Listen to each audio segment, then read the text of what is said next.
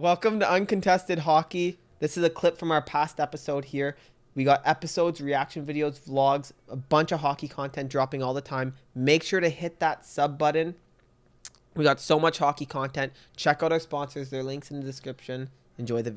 I want to talk about the Vancouver Canucks because it's been a disastrous start. One of the losses come at the hands of the Minnesota Wild in what was probably one of Vancouver's, I know the analytics suggested that they definitely deserved to lose that game, but it was the first time they actually made it to OT. It was a good effort, but it's been a disaster. Like getting booed off the ice. JT Miller booed when he touched the pucks. Jerseys on the ice. What do you even do at this point? 0 wins. I don't know. I mean, I'll be honest. I mean, selfishly, I feel bad for Bruce. You know, like he is under siege and he's in the last year of his deal. So right away, you're a lame duck coach. And then you get off to this start and you got Barry Trotz just sitting there waiting in the wings, living in BC. You just kind of know that at some point they're gonna, make some sort of move. I saw Patrick Alvin and Jim Rutherford after the game in Minnesota. And they both look pissed. In fact, I have a great relationship with Jim Rutherford, and I went over to shake his hand after that game, and he looked like he wanted to punch me out. He gave me like one of those, like, are you really coming over to me right now? Wow. So he just gave me kind of like a fist bump, but that was it. I felt terrible that he was scheduled on after hours on Saturday. I know. I didn't see that. So tell me what happened. I actually forgot to look at the video. What did he say? Golden. He was just so honest. Like, he is honest. Like all Vancouver was like salivating knowing that he was coming on. There was Sweet Caroline at the end of the game. Instead of singing along to like da da da, I was like boo boo boo. Like everyone was pissed. Rutherford's coming on the show, and even on Hockey Night in Canada, they knew that like it was kind of terrible timing for Rutherford. They're like, Rutherford's coming on, like whatever. And then he comes on, and I had no idea what to expect, but he was really honest. He's like, we might need a rebuild here. The defense, not adequate. He's like, I like Kyle Burrows, but we can't play him that much. He even said about Bruce Boudreau, he said when he came in, it was his understanding that he was the coach for the year. He said at the time, he was the right coach. And he kind of implied that right now, he might not be the best coach. And like, what kind of vote of confidence that give your coach? He just ripped the team basically and said like, we might have to make some changes here. So and for him to say that about a rebuild is interesting because obviously, the second they signed JT Miller to that extension, you're like, all right, well, they're kind of in win now mode now. They're not doing what Chicago did where they're actually trading like the DeBrincats of the world. So like you almost felt like they're all right there in win now mode. The one thing I'll say about the Canucks that, and this is going to be me putting on my Bruce Boudreau apologist hat.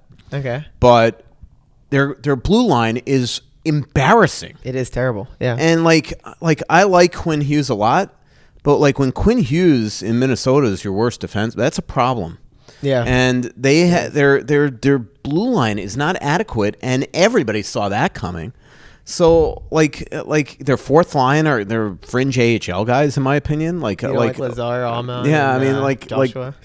No, although Joshua, there were that was funny. Canucks media just ripped into Bruce for taking Hollinger out and playing Joshua. Then Joshua scores against Minnesota.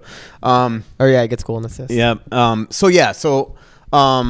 I do feel bad for Bruce. I don't know what's going on there. I thought there Wild fans, actually, as Athletic fans might not know because I don't think we identify it. But if you go to our preseason predictions that we do as a staff, I was one of those people that said that Vancouver, there was a certain percentage of us that had Vancouver as a dark horse.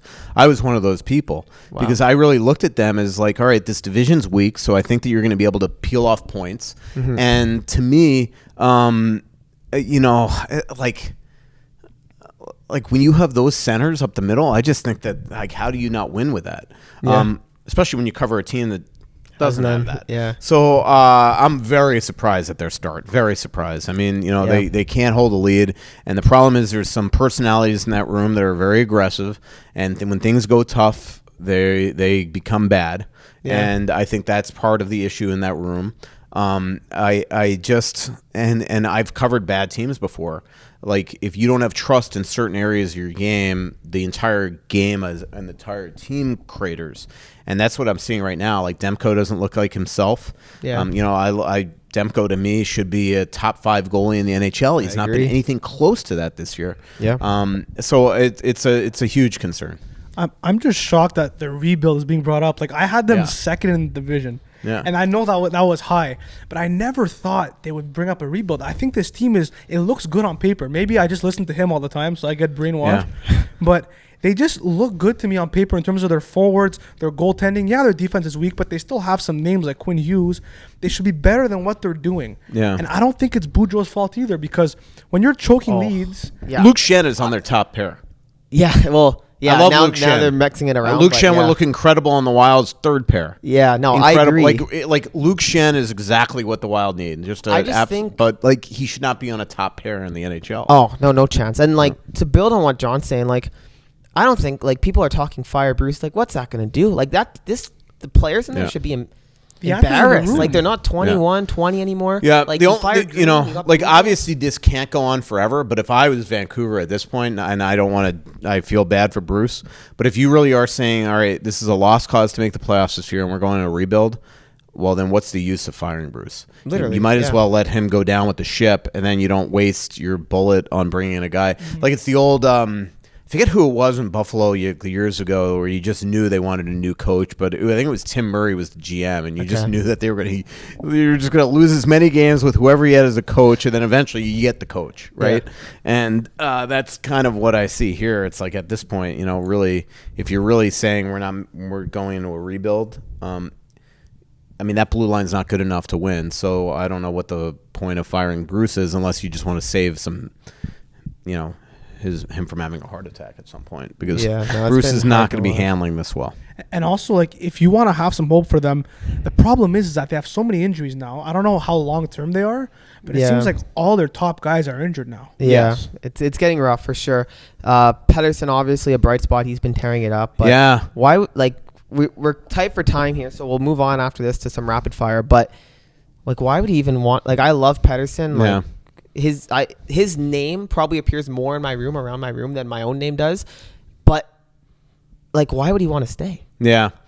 I mean, the only reason why you'd maybe want to stay is that you absolutely love Vancouver. Like, that's not the bad place to play. No, it isn't. Like that. I would move to Vancouver in a minute. Yeah. So I mean, so that would be the one thing. And then obviously, like, there are certain guys like him and Brock Besser are like this. Yeah. But Besser might not be long for there, right? Who knows? So I sorry to keep on looking at my phone. No, you're good. Every time it beeps this time of year, when your team is 1-3-1, you got to check and make sure they didn't kill. Like, imagine breaking news on Uncontested. Yeah, I know.